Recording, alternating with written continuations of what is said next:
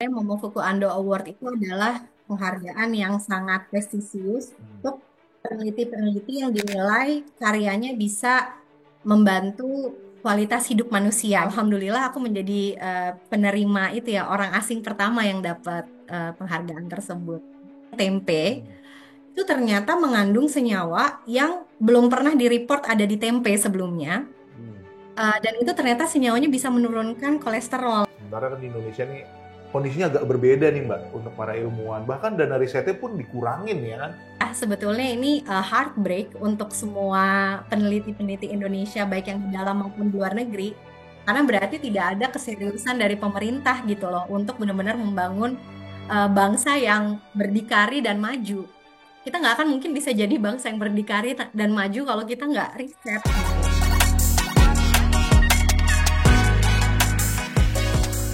Ade, ternyata banyak banget ya ilmuwan kita di luar negeri. Kalau kemarin kan kita udah ngobrol sama ilmuwan di Antartika. Ternyata nih ada ilmuwan di Jepang yang meneliti soal pangan. Iya, Ya jadi kan? jadi orang-orang kita hebat-hebat Yes, juga ya. hebat-hebat. Jadi nggak boleh kita itu merasa underdog gitu, nggak boleh lah gitu ya gitu. Betul. Dan kita bisa eksis di luar negeri loh. Yes. Ya, bukan hanya menjadi orang yang mengandalkan otak di luar negeri, tapi Yes. mengandalkan otak loh. Otak juga Iya ya. kan? Oke. Pak Ade, kita nih mau ngobrol sama Mbak Sastia Pramaputri. Dia kan associate profesor dari University of Osaka. Nah, ini udah tergabung kita sama Mbak Sastia, Mbak. Halo, Mbak. Halo, hayo Oh, gozaimasu. Ayo Mbak gozaimasu. Saimas. Halo. Mbak Sastia, mungkin kalau kita udah riset-riset dikit nih Pak Ade ya. Iya. Mbak Sastia dulu dengar-dengar pernah jadi model, tapi tiba-tiba banting setirnya nih jauh banget nih Pak Ade nih. Jadi ilmuwan. Iya. Mbak Sasti, sedikit dong long story short aja gimana kisah Mbak Sasti dari kalau saya riset-riset lagi nih, dulu kan belajarnya di Jakarta, dari sekolah SMP SMA baru pindah ke Bandung sebelum akhirnya hijrah ke negeri Sakura. Gimana tuh, Mbak Ya, Sasti? jadi saya memang lahir dan besar di Jakarta sampai SMA. Terus tadi ya disampaikan ya waktu pas SMP, SMA itu aktif banget dalam berbagai kegiatan di luar akademik lah ya. Ya itu tadi suka dance, suka modeling juga. Em, tapi sebenarnya minat dan bakat saya tuh dari kecil memang seneng banget sama science, sama suka banget sama biologi ya. Jadi seneng nanya pertanyaan-pertanyaan tentang kenapa ya kok dan kita kayak gini, kenapa ya kok bumi kita begini. Dan waktu pas akhir aku kuliah, papaku yang mendorong untuk ngambil jurusan biologi gitu. Jadi Oh, akhirnya pindah ke Bandung untuk ngambil jurusan biologi di Institut Teknologi Bandung. Dan kuliah di situ di Bandung 4 tahun, alhamdulillah menjelang lulus tuh dapat tawaran dari pemerintah Jepang, ada program yang namanya UNESCO, Inter-University Course for Biotechnology. Jadi kayak 1 tahun training untuk para saintis-saintis muda. Dan itu dikirim ke Jepang gitu ya untuk training 1 tahun dan belajar melakukan riset gitu ya. Gimana sih riset di negara maju tuh? Ya udah akhirnya aku pas lulus itu langsung alhamdulillah dapat beasiswa, terus pergi ke Jepang 1 tahun itu, ketemu sama host supervisor aku di sana dan aku cocok gitu sama negaranya, dan supervisorku juga nawarin kalau misalnya kamu pengen balik lagi, kita lagi ada program nih beasiswa full dari pemerintah Jepang, 2 tahun master dan 3 tahun PhD gitu. Tapi syaratnya memang harus pulang dulu ke Indonesia, lalu apply nanti dari kedutaan Jepang gitu ya. Terus nanti dapat pembekalan, lalu berangkat lagi ke Jepang. Jadi sampai 2006 ya balik lagi ke Jepang untuk menempuh program master sama PhD. Alhamdulillah sekolahnya juga lancar dan waktu itu menjelang-menjelang akhir-akhir ini ya mau lulus. Alhamdulillah dikaruniai anak gitu ya. Jadi hamil pas sudah mau lulus masa studi. Dan pada saat itu aku berpikir awalnya sebenarnya rencana mau pergi ke Amerika atau mau pergi ke Inggris untuk ngambil postdoc. Tapi ternyata ya karena punya anak akhirnya menunda dulu ya untuk pindah negara kan. Ya udah, aku coba dulu untuk cari-cari kerjaan gitu yang ada di Jepang.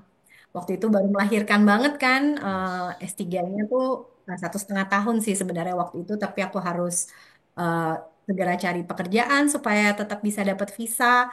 Terus udah gitu anakku juga masih kecil, masih bayi ya, baru lahiran. Jadi pada akhirnya berpikir ya udah deh kerja apa aja gitu untuk bisa tetap dapat visa tinggal di Jepang.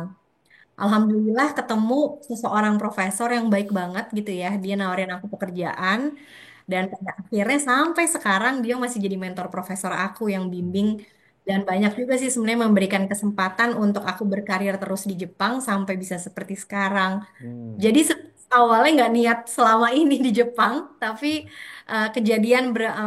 berbagai kejadian episode dalam hidup itu pada akhirnya membuat aku berpikir kayaknya ini masih tempat yang paling bagus gitu untuk aku tinggal Yes. dan Mbak, aku mau gitu. tarik dikit nih Mbak.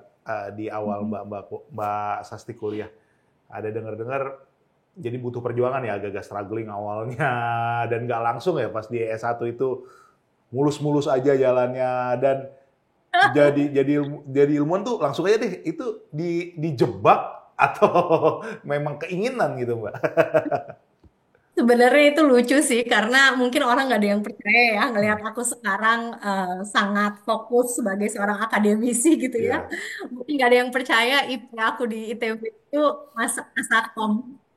Oh, Nasib 1 koma iya ya, iya. IP semester pertama itu benar luar biasa apa ya wake up call sebetulnya Iya. karena em, sebenarnya bukan karena aku academically challenge pada saat itu struggle, tapi aku memang mensabotase sebetulnya sengaja nggak masuk sekolah gitu ya, aku nggak pernah datang ke kampus, malah seringan main atau nggak pulang ke Jakarta ya bolak-balik, bukannya malah kuliah di Bandung tapi aku malah bolak-balik ke Jakarta sibuk kerjain yang lain. Sebetulnya itu bentuk protes sih Mas, karena aku tuh sebenarnya nggak rela masuk biologi awalnya. Oh, Oh, gitu. Aku yang agak-agak mendorong sangat keras untuk aku tetap ngambil jurusan biologi. Waktu itu dibilang pas UMPTN, kamu boleh ngambil hubungan internasional. Waktu itu aku pengen jadi diplomat, aku pengen jadi pengacara, aku pengen jadi corporate lawyer. Karena aku senang ketemu sama orang, aku senang Hmm. public speaking, aku senang travel the world, kayak gitu Hmm. ya. Jadi bapakku bilang ya udah boleh, tapi kamu ngambil pilihan pertama itu biologi gitu ya. Hmm. Baru nanti yang kedua apa pilihan ketiganya boleh yang kamu pengen. Jadi waktu pas UMPTN tuh sebenarnya pas lagi ngerjain, aduh gimana ya caranya supaya nilainya nggak tinggi-tinggi banget, tapi juga tetap lolos yang pilihan kedua. Tapi kan nggak bisa. lucu banget itu. Akhirnya lolos juga ya pilihan pertama, alhamdulillah sih. Karena waktu itu riskan juga kalau misalnya kata bapak kalau nggak lolos UMPTN ngulang gitu, jadi nggak dikasih masuk swasta kan gitu. Ya udah, jadi harus ngulang. Jadi aku pikir jangan sampai juga sih ngulang kan ya. Jadi tetap harus belajar yang keras supaya bisa tetap kuliah di tahun itu.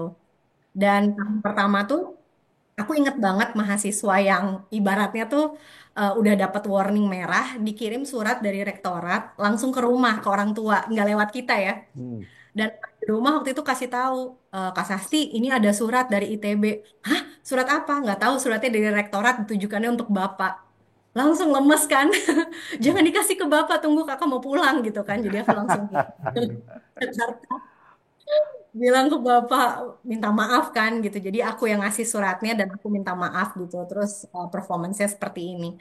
Terus bapak bilang, oh bapak nggak perlu minta maaf ke bapak karena kan yang sekolah kakak gitu. Dan kakak udah masuk ke ITB, banyak orang yang pengen masuk ke situ. Ya jangan mensabotase sendiri lah. Bapak tahu kamu kan mampu, bukan nggak mampu gitu. Jadi bapak tahu exactly what I was doing ya untuk biar aku bisa bilang kalau aku tuh nggak happy di ITB, aku nggak bisa survive. Jadi aku nanti bisa kuliah di tempat pilihanku gitu. Tapi bapak bilang satu kata-kata and it stuck with me until now. Dia bilang I don't raise quitters. Dia bilang gitu. Hmm. Aku bilang, Bapak bekalin kamu dengan begitu banyak apa ya, apapun ya wisdom yang selama ini Bapak ajarkan, dan Bapak nggak mau eh, kakak tuh melakukan sesuatu tidak menyelesaikan apa yang sudah kamu mulai. Jadi jangan pernah ada kata menyerah gitu. Terus aku di situ kayak merasa sangat malu sebetulnya dan merasa apa ya, agak terhenyak menyadari bahwa aku udah menyia-nyiakan apa ya kepercayaan. Hmm. Dan juga sebenarnya itu satu privilege bisa sekolah di kampus salah satu kampus terbaik. Yes. Dan setelah itu, alhamdulillah aku balik ya ke ITB, terus aku mulai masuk ke kelas. Semester 1 memang Maaf ya, aku semester pendek. Walaupun akhirnya jadi A, tetap aja kan IP-nya nggak bisa dikasih A ya kalau udah tadinya dari C. Jadi Iya. akhirnya maksimal Hmm. dikasihnya B. Dan tapi ketika udah mulai dari tingkat 2, I redeemed myself. Dan di situ aku Hmm. P-nya selalu hampir 4 gitu ya, Oh. 3,9, 8. Dan ya selanjutnya lulus masih dengan nilai yang baik lah gitu, Hmm. walaupun semester pertama. Kayak Hmm. gitu. Wow. Gitu sih sebenarnya. Mbak, kalau boleh waktu itu boleh diputar ulang ya. Mbak lebih Mm-mm. suka dunia seni atau dunia ilmu? Jadi sebenarnya dari awal aku tuh suka banget untuk traveling, ketemu banyak orang, ya Hmm. kan? Terus aku tuh seneng connecting with others gitu, connecting Hmm. people. Jadi aku tuh I will thrive in that kind of situation karena aku ngerasa aku extrovert gitu orangnya kan. Hmm. Dan peneliti itu identik dengan mereka tuh di lab gitu. Iya Terus betul. pada saat itu Cooper ya kan nggak bisa bergaul, eh, kerjanya sendiri gitu ya, solitary dan bekerja di jalan yang gelap dan sunyi gitu. Seakan-akan tuh persepsinya seperti itu Iya ya iya iya iya ilmuwan. iya. Dan ternyata eh, dengan apa yang selama ini aku pengen kerjakan, alhamdulillah aku bisa jadi menggabungkan keduanya. Hmm. Aku tetap bisa senang belajar, memang bakatnya di situ ya. Tapi aku ternyata bisa jadi diplomat science gitu Iya ibaratnya. iya iya iya betul. Bisa pergi ke luar negeri, keliling, ketemu orang banyak, terkoneksi Ya banyak Hmm. lewat science ya gitu. istilahnya beyond imagination gitu ya Pak ya. Yes. Ya, jadi ya sebenarnya bisa aja ya kita Ya. tetap berkarya dan connecting with people tapi di bidang yang kita kuasai gitu. Iya betul. Ini yang menarik juga, salah satu penelitian dari Mbak Sasti adalah soal pangan ya, Mbak ya? Iya, jadi banyak sekarang risetnya soal pangan, Hmm. justru pangan-pangan lokal dari Indonesia. Nah, kalau nggak salah nih Mbak Sasti sudah pernah meneliti kopi, beras, dan yang terakhir tempe ya, Mbak, yang sampai Mbak dapat penghargaan nih. Maaf nih ke teman kemarin kalau pronunciation-nya salah, Ando Momofuku Award. Iya, betul. Ya, itu bisa ceritain nggak, Mbak? Bisa sampai sana tuh, how you get there sampai sana sampai akhirnya dapat penghargaannya. Hmm. Gimana ceritanya itu, Mbak? Jadi sebenarnya itu apa ya bisa dapat penghargaan itu adalah sesuatu yang aku nggak pernah bayangin bisa terjadi sebelumnya karena Momofuku Ando Award itu adalah penghargaan yang paling prestisius di bidang food science gitu. Hmm. Hmm. Dan Momofuku Ando itu sebetulnya nama orang. Iya. Dia itu adalah seseorang yang mungkin di Indonesia nggak terlalu banyak orang yang tahu dia siapa, tapi karyanya, invensinya itu semua orang pasti tahu. Tahu nggak Momofuku Ando itu inventor dari apa? Kita juga baru dengar namanya, Mbak ya. Iya. Jadi mungkin memang namanya nggak terlalu terkenal, tapi produknya kita sering makan, yaitu mie instan. Jadi Wow, dia, Oh. baru-baru tahu kita. dia Dia itu yang bikin chicken ramen itu mie instan pertama di dunia dan dia adalah pendiri dari Nissin Corporation. Hmm. Kita lihat. Oh. Iya iya iya.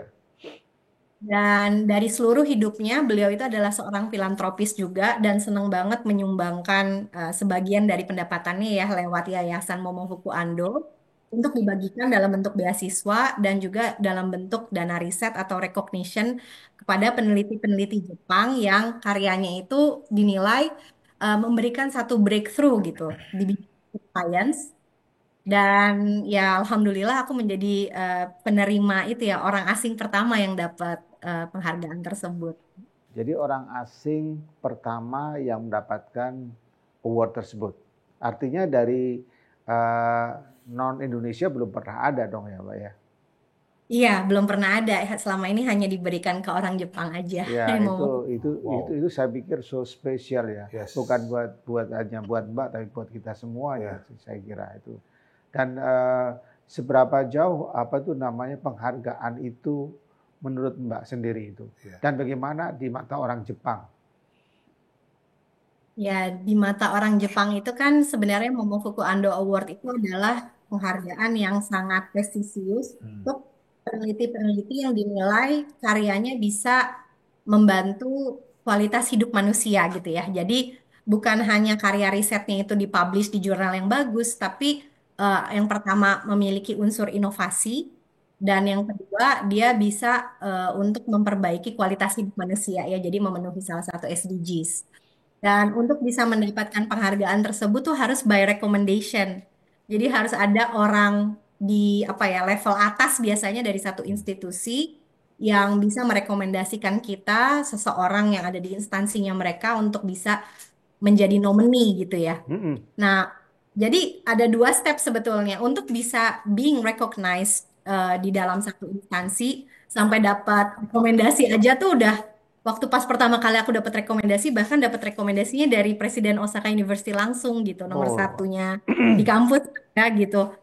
Dan katanya sih jarang banget Presiden Osaka University itu tuh merekomendasikan orang gitu ke award apapun karena biasanya tuh dekan atau wakil rektor atau pembimbing langsung seperti itu ya mentor. Tapi ini dapat dari Presidennya Osaka University. Jadi kayaknya itu adalah satu hal yang bisa jadi eh, udah setengahnya tuh faktor penentu ya gitu untuk bisa jadi finalis gitu karena iya. dari strong recommendation dan ya alhamdulillah sih walaupun aku bukan orang Jepang tapi dinilai karyanya itu bermanfaat juga nantinya untuk masyarakat Jepang Ya, seperti itu. apalagi Mbak meneliti sesuatu yang sangat Indonesia banget Iya, yaitu tempe. iya. Tempe. Itu tempe diapain Mbak? Digoreng atau diapain? Dibacem? Hah? Oh iya, jadi gini, Kita tertarik banget nih Mbak.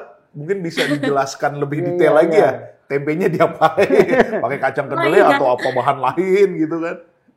iya benar-benar. Jadi sebenarnya risetnya ini berangkat dari aku dapat award sebelumnya namanya Miyata Award itu juga Wow. dari Hmm. seorang di apa ya? Tapi itu khusus untuk peneliti di bidang engineering scientist muda. Hmm. Untuk peneliti muda di Jepang itu bisa go global. Jadi aku dapat award tersebut untuk pergi ke Ivy League lah untuk menjalin kolaborasi internasional. Waktu itu aku punya teman di Harvard Medical School, aku kontak, aku dapat support ini nih, aku bisa ke sana nggak beberapa bulan jadi visiting scholar gitu. Jadi disitulah kita mulai menemukan satu cara bagaimana bidang aku ini kan pemetaan apa aja sih senyawa-senyawa yang ada di dalam bahan makanan gitu ya. Iya. Kan bahan makanan kita itu mengandung banyak molekul-molekul yang sebenarnya bagus buat kesehatan. Hmm. Nah, kerjaan aku sehari-hari tuh meneliti nih dari berbagai macam makanan, apa aja sih kira-kira senyawa-senyawa yang bagus buat kesehatan jantung kita, untuk mencegah risiko penyakit yang serius, seperti itu. Makanya aku kontak temanku di Harvard Medical School karena mereka punya penelitian yang sangat panjang untuk melihat efek dari kita konsumsi apa banyak, itu nanti hasilnya orang ini berapa tahun kemudian bakalan sakit kah, Oh, ataukah justru Hmm. resikonya mereka untuk kena penyakit tertentu menurun seperti Iya, itu. iya. Nah, disinilah pada akhirnya ketemu bahwa makanan yang sangat awam kita konsumsi sehari-hari, yaitu salah satu dari apa yang aku teliti selama ini kan salah satunya tempe, Hmm. itu ternyata mengandung senyawa yang belum pernah direport ada di tempe sebelumnya. Hmm. Dan itu ternyata senyawanya bisa menurunkan kolesterol, LDL kolesterol. wow. Itu kan berarti bagus ya buat mencegah penyakit jantung ya kalau Ya. Iya. misalnya kesehatan kardiovaskuler kita gitu. Dan disitulah senyawa tersebut namanya meglutol. Di datanya Harvard Medical School dilihat ternyata meglutol di populasi yang eh, darahnya itu tinggi meglutol gitu ya. Dia ngambil dari makanan, lalu meglutolnya itu tinggi. Ternyata eh, dia itu em, apa namanya terlihat bahwa kolesterolnya di dalam darahnya juga rendah gitu. Jadi di Oh. uji manusia pun ternyata menunjukkan tren yang sama gitu. Meglutol yang tinggi di dalam plasma kita ternyata membuat kolesterolnya itu turun. Nah, ini kan cukup menarik. Akhirnya aku mencoba untuk mendiversifikasi tempe. Tempe yang biasa kita konsumsi itu kan cuman biasanya ya umumnya dari soybean, dari kedelai. Iya. Nah, aku coba untuk menggunakan pangan-pangan lokalnya Jepang dan juga Indonesia untuk bikin tempe. Hmm. Jadi edamame gitu ya, Oh, ya, Oh. ya. pakai beans. Jadi bukan hanya kayak soybean aja gitu, tapi berbagai macam kacang-kacangan. Dan dilihat mana yang paling tinggi meglutolnya. Jadi Hmm. ada unsur inovasinya di situ. Hmm. Kita pengen bikin tempe ini lebih tinggi manfaat Betul. kesehatannya Hmm. dengan diversifikasi bahan baku gitu. Jadi Itu sih sebenarnya poin inovasi dan juga poin menarik terkait dengan manfaat tempe buat kesehatan. Dinilai mereka menarik karena mungkin ini bisa jadi satu opsi untuk masyarakat Jepang lebih banyak konsumsi tempe kayak gitu. Tapi tempe yang dikembangin Mbak Sasti Lot Riset ini udah dijual secara massal belum Mbak? Baik itu di Indonesia atau di Jepang gitu? Belum, kalau misalnya yang Aduh. sekarang kita apa namanya, yang sekarang kita lagi masih kerjakan itu memang eh, masih tetap mau mengembangkan sampai yang peningkatan kualitasnya gitu ya. Jadi masih berupa prototipe. Tapi aku udah berkolaborasi sama UMKM di Indonesia, namanya Rumah Tempe Azaki. Hmm. Eh, Kita bahkan bikin company di Indonesia untuk bantu UMKM kita itu bisa ekspor tempe ke Jepang. Yes. Hasil riset ini akhirnya translate ke ekspor perdana tempe ke di Jepang. Jadi sekarang tempe itu udah Mantap, ada mantap. di 950 gerai supermarket di seluruh Jepang. Tempe Hmm. dari Ya. Ya, Mbak, berarti kalau pertanyaan aku mungkin agak-agak ini jadi bikin penasaran nih. Kalau tempe yang kita biasa produksi itu berarti maglutolnya masih bagus dong, Mbak, untuk menurunkan kadar kolesterol. Mungkin tempe-tempe yang kalau kita kan tahu yang pakai daun pisang dijual di pasar. Itu gimana tuh, Mbak? Iya. Jadi dibandingkan dari kedelai aja, memang setelah fermentasi tempe maglutolnya itu naik dan itu di semua kacang-kacangan yang kita uji, mau dipakainya misalnya itu kacang merah atau Hmm. misalnya kacang-kacangan yang lain, maglutolnya tetap naik setelah difermentasi tempe. Gitu. Oh. Jadi, tapi jangan digoreng tempenya. Terus yang baik buat menurunkan kolesterol Ya, diapain tuh, Mbak? kan Ada Diapain? tipsnya pengen nggak? menurunkan kadar LDL kolesterol. Kalau dibikin gorengan, apalagi minyaknya digoreng berkali-kali kan it's Oh, the Jadi against. Ya diapain, jadi Mbak? kayak sama juga bohong. Jadi Bagusnya di oven atau di steam atau di boil sebentar gitu. Kita udah lihat. direbus Oke, ya. oke. Mbak, ini kan tadi Mbak bilang bahwa tempe sudah mulai dikenal di Jepang, banyak banyak gerai yang menjual tempe. Bahkan tempe sudah menjadi side dish. Saya jadi ingat seorang teman, saya kira Mbak juga kenal, yaitu Rusto. Mas Rusto yang hidup di pinggiran kota Osaka. Saya pernah datang ke rumahnya, ke pabriknya tempe, dan dia membuat tempe itu menjadi sangat terkenal. Sebetulnya apa bedanya tempenya Mas Rusto dengan tempe yang Mbak bikin? Kalau tempe yang saya bikin maksudnya di lab atau yang Resep dibuat gitu ya, di. bukan Yang tadi. akhirnya Mbak ekspor tadi, dari dibikin di Indonesia mau Oke. diekspor. Jadi bahkan itu udah ada papernya ya. Jadi Ya. ternyata ada perbedaan dari tempe yang dibuat di Jepang dan tempe yang dibuat di Indonesia. Jadi ada pengaruh faktor lingkungan, ada pengaruh dari starter yang digunakan.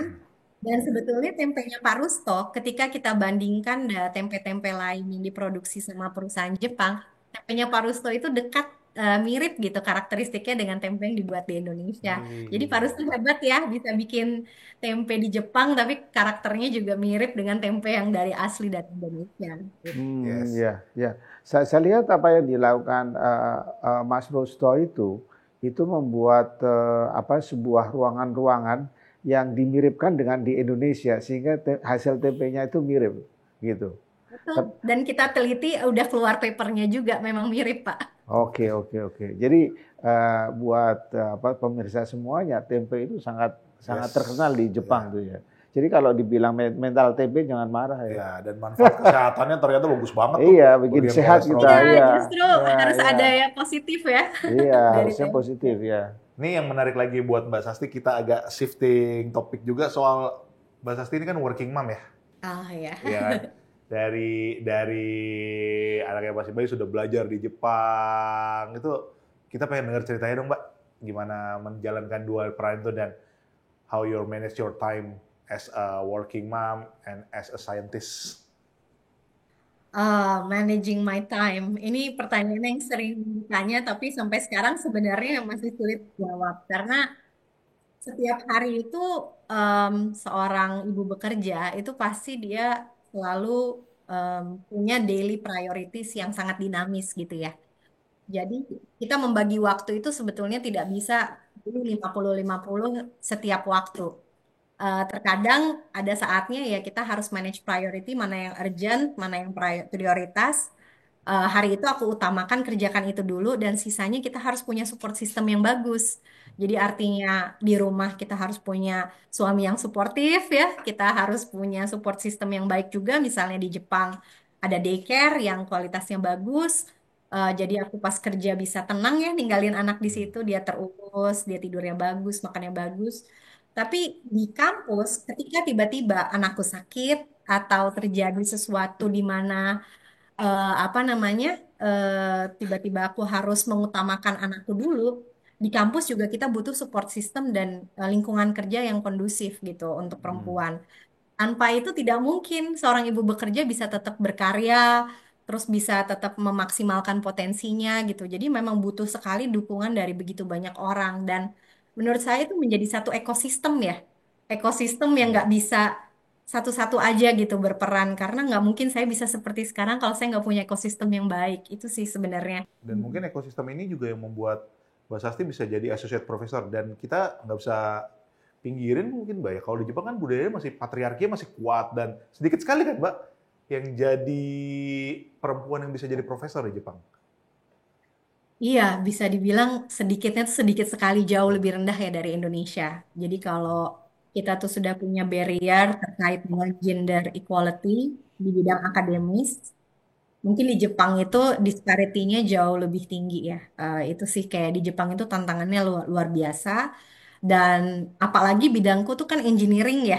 Mm-mm. Engineering kan di seluruh dunia memang udah pasti male dominated ya Ya, biasanya. sangat-sangat maskulin kayaknya gitu ya Mbak ya. Ya, jadi apalagi di bidang yang sangat maskulin dan male dominated dan di negara yang cukup patriarkis. Jadi itu Mm. udah kayak the challenge is really apa ya, the bar is so high gitu ya, yang Yes. harus challenge-nya juga sangat tinggi gitu untuk bisa berkarya dan berkarir di bidang ini di negara ini gitu. Hmm. Apakah tidak ada semacam diskriminasi kepada Mbak sebagai wanita itu? Mengingat hanya sekitar 10-an% wanita Jepang itu yang bisa menjadi seorang saintis gitu. Apalagi Mbak orang asing itu. Ya. Artinya, look, ada orang asing, perempuan pula, berarti kan eh, harus lebih minggir gitu kan. Ya. Nah, bagaimana Mbak bisa kemudian eksis dan kemudian mendapatkan pengakuan? Sebetulnya diskriminasi secara intensional saya rasa nggak ada ya di Jepang. Tapi tanpa sadar budaya dan ekosistemnya tidak mendorong perempuan itu bisa ke arah leadership gitu. Kalau toh bisa bekerja, dia bekerjanya itu nggak bisa berkarir di level manajemen atau level leadership. Hmm. Kenapa? Karena masalah tanggung jawab. Orang Jepang itu kan kalau misalnya bekerja sangat-sangat total, sangat dedicated, Mm-mm. dan mereka misalnya sudah punya posisi, terutama tanggung jawab yang besar, mereka merasa harus fully total gitu ya dalam peran tersebut.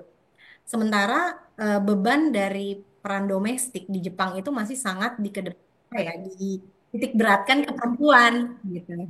Hmm. Jadi pada akhirnya mau nggak mau secara budaya dan ya ekosistemnya perempuan merasa bahwa setelah mereka menikah lalu mereka punya anak, mereka sendiri yang minggir gitu loh, mundur Hmm. dari workforce. Jadi sehingga mereka drop out dari workforce dan mereka tidak berkarir secara full time lagi gitu ya. Jadi kalau toh nanti akhirnya anak-anak yang udah besar, mereka mau mengisi waktu, mereka bisa bekerja paruh waktu atau mereka kerja di apa ya di level yang bukan level staff gitu. Jadi mereka nggak merasa kayak harus terbebani dengan tanggung jawab.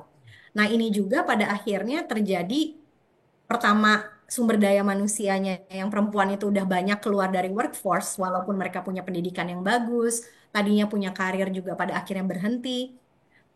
Sehingga yang tersisa kan sedikit ya jumlahnya. Dari yang sedikit inilah yang bisa sampai ke level yang paling atas juga tambah sedikit lagi. Jadi Iya. pada akhirnya mengkerucut menjadi sangat-sangat eh, timpang gitu ya. Jadi itu yang saya rasakan sebetulnya tidak ada dari mereka itu berniat untuk mendiskriminasi atau meminggirkan kaum perempuan. Justru sekarang mereka berusaha untuk membuat Jepang itu lebih ramah untuk perempuan kembali lagi ke workforce gitu. Hmm. Jadi mereka sebenarnya sudah menyadari bertahun-tahun budaya yang tidak kondusif terhadap perempuan untuk bekerja Dan ketimpangan dari peran domestik inilah ternyata mereka ini membayar akibatnya sekarang. Ya, Mereka ya, punya aging population, ya. mereka nggak punya cukup sumber daya manusia, dan perempuannya udah nggak bisa bekerja gitu. Nah, Maksudnya banyak yang sudah nggak bekerja. sekarang Gitu. di tengah-tengah budaya yang seperti Mbak sampaikan tadi, ternyata Mbak bisa menyelesaikan PhD dalam waktu 1,5 tahun. That's amazing lah menurut saya. Artinya Mbak melakukan sesuatu yang sangat sangat besar. Eh, Menurut pengalaman kita yang di Indonesia itu PhD paling enggak 4 tahun, 5 Ya. tahun gitu. Di tempat lain begitu juga gitu. Tapi Mbak bisa shortcut menjadi 1,5 tahun gitu lah. Mungkin di sini hanya levelnya level menteri Mbak yang bisa seperti itu. Sebenarnya saya bukan level menteri ya, tapi saya punya 1-2 tahun kan master sebelum saya masuk ke PhD. Jadi sebenarnya sebelum saya PhD itu saya di lab yang sama udah mulai bisa menabung data gitu ya. Oh itu ya, ya siap. Itu juga salah satu faktor karena saya kerjanya kan wet lab. Jadi saya Iya. harus eksperimen, generate results di lab. Ini Hmm, sangat berbeda dengan bidang-bidang sosial yang tidak memerlukan eksperimen gitu ya. hmm, Jadi biasanya di bidang saya bahkan jauh lebih sulit untuk bisa lulus lebih cepat tuh susah banget ya karena kan kita harus melakukan eksperimen. Dan eksperimennya biologi lagi sama makhluk hidup yang kadang banyak sekali faktor X kita nggak bisa kontrol. Nah, kenapa kok saya bisa lulus lebih cepat? Itu karena waktu pas teman-teman lagi pada kuliah ya kan, kelas lagi master kan ngambil kelas, saya udah ngebut dari awal untuk iya, mulai riset dalam waktu yang bersamaan. iya. Jadi saya nggak nunggu kelasnya selesai dulu baru mulai penelitian. Ketika saya kelas ngerjain tugas, saya tetap ngelakuin eksperimen di lab pas sampai malam gitu ya. Jadi Hmm, when other people are sleeping, I was working ya kayak gitu kira-kira. iya. Dan hebatnya lagi bro, ini Mbak Sastia ini kemudian memimpin proyek yang namanya Jepang Amerika, Pak. Yes. Dan kok bisa ya? Gitu. Gimana ceritanya Mbak memimpin sebuah proyek yang terkait dengan apa itu namanya mikrobiologi atau apa begitu ya, Oh, iya. untuk dua negara besar ini. Ya, jadi sebetulnya udah mulai dari waktu pas kuliah itu kan cukup dinotis ya sama departemen karena kasus saya bisa lulus S3 dalam 1,5 tahun walaupun tadinya dari master itu kasus pertama sebetulnya di departemen. Jadi dari situ aja impression profesor-profesor lain udah cukup baik gitu ya mengapresiasi eh, saya bisa lulus lebih cepat dan akhirnya saya bekerja sama mentor profesor saya namanya Profesor Fukusaki. Dia yang memberikan saya kesempatan untuk kerja di tempatnya dia, walaupun waktu pas saya kerja di tempatnya dia itu saya baru banget melahirkan gitu. Jadi Hmm. saya masih punya anak, masih menyusui, dan waktu itu dia memberikan saya pekerjaan paruh waktu. Tapi saya tidak sia-siakan ya, karena saya tahu dia memberikan saya kesempatan tuh nggak banyak orang yang mau kasih kesempatan ke ibu yang anaknya masih kecil banget. Pasti kan agak susah fokus, anaknya mungkin baru taruh di daycare sering sakit. Tapi dia kasih saya kesempatan tersebut. Selama 1 tahun saya bekerja sama dia tuh saya berusaha maksimal untuk lakukan apa yang saya bisa gitu. Jadi bantu dia manage projectnya, bantu mahasiswanya nulis reports atau saya coba bantu-bantu yang saya kerjakan. Saya nggak bisa eksperimen full sampai malam karena saya harus pulang jam 4:30, jam 5. Jadi yang bisa saya lakukan adalah desk work. Nah, di situ dia melihat, oh berarti orang ini ada bakat kayaknya untuk manage satu project gitu. Dan Oh. itulah dia melihat ternyata 1 tahun kayaknya ibu ini punya bakat nih untuk dipercayakan megang satu project gitu. Pertama bahasa Inggrisnya mumpuni gitu kan. Terus kedua orangnya dedicated, apa-apa tuh selalu on time. Jadi sensei saya kasih kerjaan, itu saya kerjakan secara sangat cepat dan biasanya sebelum deadline gitu ya. Eh, itu juga ternyata sangat penting dia melihat oh berarti orang ini dependable gitu ya, bisa diandalkan. Disitulah akhirnya dia Hmm. mempercayakan saya gitu untuk megang project Ya. tersebut Ya, sebagai project leader yang kerjasama ya. sama Amerika. Ini menarik berarti untuk riset pun Mbak mendapat support system yang baik ya Mbak ya? Betul, support Iya, sistemnya sangat baik, mentor yang luar biasa yes. support. Terus kita mau nanya pendapat Mbak Sasti sendiri nih. Sementara kan di Indonesia nih kondisinya agak berbeda nih Mbak untuk para ilmuwan. Bahkan dana risetnya pun dikurangin ya kan. Menurut Dipangkas. dipangkas. Ini menurut Mbak Sasti gimana nih Mbak? Ya, artinya coba kita mencoba membandingkan apa yang terjadi di Indonesia dengan di Jepang. Iya. Di Jepang kan negara yang sudah Advance ya? established, maju gitu. Misalnya berapa persen dari GDP yang ada itu dialokasikan khusus untuk riset ya? Karena riset itu masa depan. Alokasi anggaran riset kita itu kan idealnya 1% ya kalau nggak salah dari GDP. Correct me if I'm wrong. Tapi ternyata di Indonesia udah sangat rendah, jauh dari itu. Mm-mm. Dan padahal waktu itu diperjuangkan untuk naik, sekarang malah dipangkas. Jadi udah dari yang kurang Miris. dipangkas ya. Jadi kebayang udah harusnya tuh naiknya jauh gitu ya untuk bisa minimal menyamakan lah sama negara-negara berkembang lainnya. Ini malah dipangkas gitu. Jadi ya apa ya, sebetulnya ini heartbreak untuk semua peneliti-peneliti Indonesia, baik yang di dalam maupun di luar negeri, karena berarti tidak ada keseriusan dari pemerintah gitu loh, untuk benar-benar membangun bangsa yang berdikari dan maju. Kita nggak akan mungkin bisa jadi bangsa yang berdikari dan maju kalau kita nggak riset gitu. Karena Ya. itu ada fondasi untuk kita bisa akselerasi ekonomi kita, untuk Hmm. kita bisa mengembangkan sumber daya kita, untuk nanti akhirnya lahir inovasi-inovasi. Itu kan nggak dibuat semalam gitu ya, itu dibuat melalui proses gitu. Prosesnya itu biasanya ya harus ada riset yang kuat, itu sebagai satu fondasi. Riset dan pendidikan, tanpa itu ya Indonesia menurut saya mau bermimpi untuk leap to the next stage dengan anggaran riset yang saat ini malah dipangkas, ya saya kurang tahu prioritasnya negara ini di mana sekarang. Ya. Jadi kita pengen nyinggung soal fenomena kabur aja dulu kan. Kadang-kadang ini kan menjadi, Iya. jadi fenomena yang besar banget kan Mbak Ade ya? Iya. Iya. Itu menurut kalau yang Mbak Sasti lihat gimana nih Mbak? Apakah itu fenomena yang baik atau Mbak Sasti kan udah ibarat kata sudah berkarir di luar negeri. Udah berapa tahun sih ya? memang Mbak di Jepang udah berapa tahun berarti Two sekarang? decades. Udah 21 tahun ini. Waduh. Mbak mau pulang nggak nih Mbak? Apa tetap quote unquote Orang tetap semuanya kabur? bilang kabur aja dulu, Atau tetap masa saya disuruh pulang, Pak? Atau mau jadi kaburan terus? Tapi kan nggak kabur, saya kan nggak ada instansi dan beasiswa Iya. juga bukan di Siap, pemerintah siap, siap. Indonesia. Dan tetap WNI ya Mbak ya? Tetap WNI loh, masih paspor hijau. Iya. Jadi masih akan berapa lama di luar negeri untuk apa tuh namanya untuk kemajuan ilmu pengetahuan ini, Mbak? Sebenarnya banyak orang yang menyalahartikan arti nasionalis ya. Kadang-kadang orang yang bilang kalau orang yang di luar negeri itu nggak nasionalis. Yes. Kalau kita melihat hampir 2/3 dari paper saya itu dengan instansi Indonesia. Oh, Ya, saya bawa instansi Indonesia itu biar bisa publikasi di Q1 dan Q2 Journal lewat ya, ya. kolaborasi. Saya buka pintu lebar-lebar, saat ini ada 10 mahasiswa Indonesia yang lagi S2 dan S3. Mereka semuanya rata-rata udah punya posisi ya, apakah mereka di BRI, ataukah mereka di kampus sebagai PNS. Nantinya mereka akan pulang ke Indonesia, bukan satu sasti yang pulang, tapi 10, 20, bahkan 50 PhD holder di bidang teknologi akan pulang dan membangun Indonesia. Jadi sebetulnya peran satu orang kalau memang kebermanfaatannya itu lebih luas, kalau dia ada di luar, ya apakah itu tidak nasionalis gitu ya?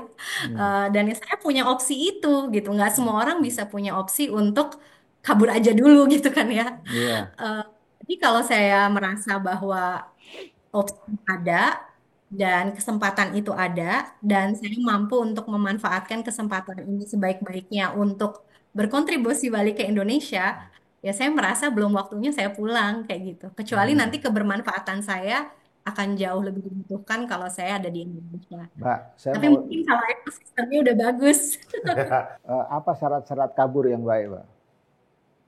syarat-syarat kabur yang baik. Bagus banget pertanyaannya nih Pak Ade. Mungkin tidak tahu ya.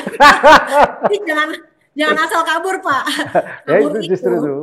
Kabur itu apa sebelum itu? kita kabur, kita harus tahu kita mau kabur kemana, Pak. Oh gitu Benar, Ya. ya kan? Kabur itu bisa kemana aja. Apakah kabur ke tempat yang lebih bagus, gitu ya? Kan kabur itu pengennya kita meningkatkan taraf hidup dong ya. Pergi ke tempat yang lebih baik. Kalau sekedar kabur aja tapi lebih buruk, apakah itu hal yang bijak gitu kan ya? Misalnya. Jadi itu satu harus dipikirkan dulu. Mau kabur, kabur kemana? Yang kedua, boleh kabur nggak?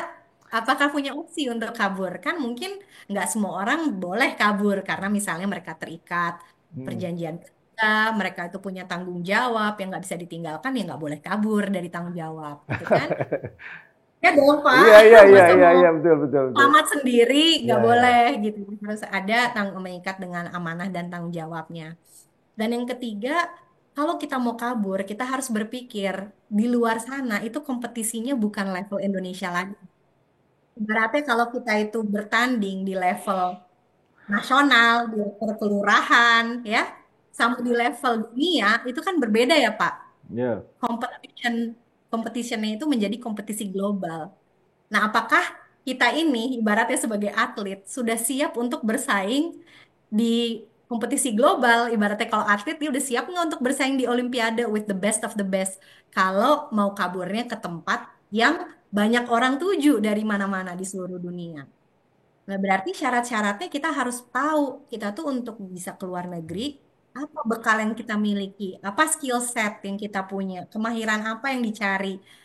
Kompetensi itu pertama ya, dan yang kedua kita harus punya confidence juga ya, karena kadang-kadang Indonesia suka jago kandang ya, kalau misalnya di luar negeri nggak bisa jago kandang kan, kita harus bisa untuk ya confident gitu loh dalam menyadari value kita apa yang bisa kita kontribusikan.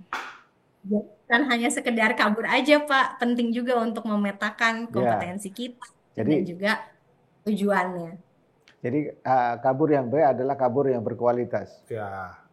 Iya dong, karena kita pengen untuk selalu ke arah yang lebih baik, bukan ke arah yang lebih buruk gitu. Iya, betul ya. Pandangan kepada teman-teman yang di Indonesia. Bagaimana sih sistem belajar Mbak dibandingkan di Indonesia gitu kan? Sekarang di Indonesia begitu banyak orang tuh IP-nya begitu mudah dapat IP yang bagus gitu. Bahkan beberapa universitas tuh begitu mengobrol IP untuk mencapai apa tuh namanya agar bisa lolos tertentu gitu ya. Nah ini gimana? Saya tahu bahwa beberapa universitas di dunia, universitas yang maju itu memberikan kewajiban yang begitu besar kepada mahasiswa, misalnya di Harvard harus seminggu harus baca sekian puluh buku dan lain sebagainya. Itulah yang membuat mereka menjadi besar kan gitu. Nah, can you just describe ya bedanya gimana sih belajar di Indonesia sama di Jepang? Yang perbedaan paling fundamental tapi paling simpel itu apa? Di Indonesia tuh mengedepankan hasil. Di Oh, Jepang mengedepankan proses. proses. Ya. Jadi tadi baca buku, ya kan? Berlatih, melakukan repetisi, membangun disiplin, konsistensi, itu bagian dari proses. Proses belajarnya penting. Lalu pasti akan menghasilkan sesuatu yang baik. Hmm. Tapi di Indonesia yang didewakan itu selalu hasil KPI. Dan itu Oh. dari pemerintah, dari kantor, dari sekolah, dari kita anak-anak masih kecil, nilai, wah kalau bisa calistung bagus gitu ya. Bagaimana proses dia mengerti nggak apa yang misalnya bisa baca, tapi dia mengerti nggak apa yang dia baca? Apa hanya bisa baca aja? Atau misalnya kita menghafal, terus akhirnya bisa dapat nilai yang bagus, tapi dia paham nggak yang jadi prosesnya itu banyak di shortcut, Pak, Hmm. demi hasil instan. Itu selalu terjadi di Indonesia dan itu selama itu pondasinya tidak dibenerin, Indonesia nggak akan maju. Karena Hmm. prosesnya tidak dilakukan lewat proses yang baik dan benar dan rigorous gitu. Kita akan selalu mencari jalan pintas, kita selalu pengennya instan, tapi sebenarnya pondasinya itu hampir tidak ada. Jadi sangat-sangat Hmm. rapuh dan makanya cepat kolaps gitu sih kira-kira. Apa itu namanya pesan Mbak buat dunia pendidikan Indonesia?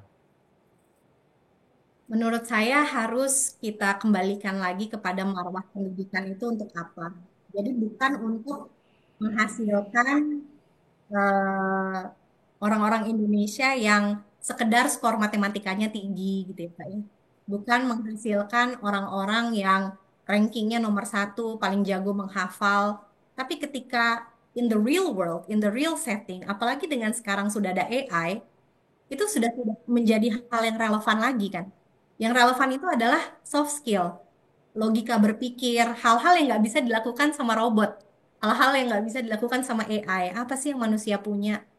Yaitu adab, ya, etika, Hmm. proses, jaran untuk menghasilkan budi pekerti yang baik, untuk melakukan hal yang benar ya sesuai dengan prosedur. Hal-hal seperti itu saking udah segitu lamanya itu diindahkan. Sampai sekarang orang tuh sangat-sangat terbiasa untuk melakukan hal yang salah itu udah jadi satu hal yang normal gitu. Jadi kembalikan lagi lah marwah pendidikan kita untuk menghasilkan generasi kita yang selanjutnya yang berkualitas ya SDM unggul itu bukan yang tadi saya sampaikan hanya sekedar mengejar ilmu tapi juga mengejar adab. Dan itu menurut saya keduanya yang bikin bangsa seperti Jepang itu jadi bangsa yang baik. Oke, Mbak. Oke, Pak Ade masih mau nanya lagi? Enggak, saya hanya bilang selamat, Mbak. Mbak di tempat Ya, yang luar biasa. ya kita doain juga Terima kasih supaya Pak. cepat jadi Ya, profesor juga ya, Iya, Pak Ade ya. betul betul. Iya. amin. Terima Iya, kasih iya. banyak Tuhan. Ya, makasih banyak Mbak Oke. Sasti. Sehat selalu Baik. ya. Sehat selalu, Mbak. Ya, Sukses. sehat. Salam Terima Arigato, semuanya. kasih. arigato gozaimasu. Arigatou Oke. gozaimashita.